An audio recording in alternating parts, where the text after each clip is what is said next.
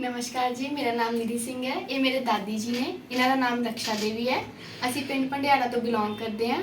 थोड़े के दिन पहला इन्हों थोड़ी साह की प्रॉब्लम हो गई सी, जिदे करके इन्हों साह लैन च दिक्कत आ रही सीगी।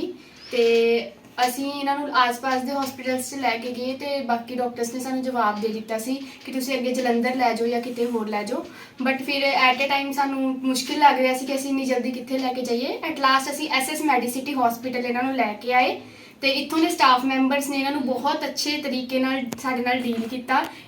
फिर इन्हों उन्होंने उसी टाइम एडमिट कर लिया। फिर डॉक्टर हरजीत सिंह जी आए, उन्होंने इन्हों लिखिया जो भी इन्हों की प्रॉब्लम सी, इन्होंने प्रॉपर टेस्ट करवाए तो एक दिन में ही सानू बहुत ज़्यादा फर्क नज़र आने लग पे। जिन्होंने साह लैन की प्रॉब्लम आ रही सी तो वो सारी साडी ठीक हो गई है।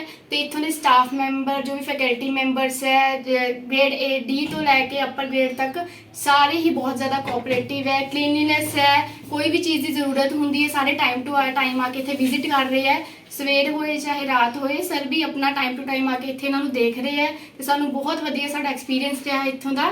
तो मेरी तुहाडे अगे यही रिक्वेस्ट है कि जे किसी को कोई भी तरह की प्रॉब्लम है एक बार आके SS मैडिसिटी हॉस्पिटल जरूर विजिट करो। Thank you.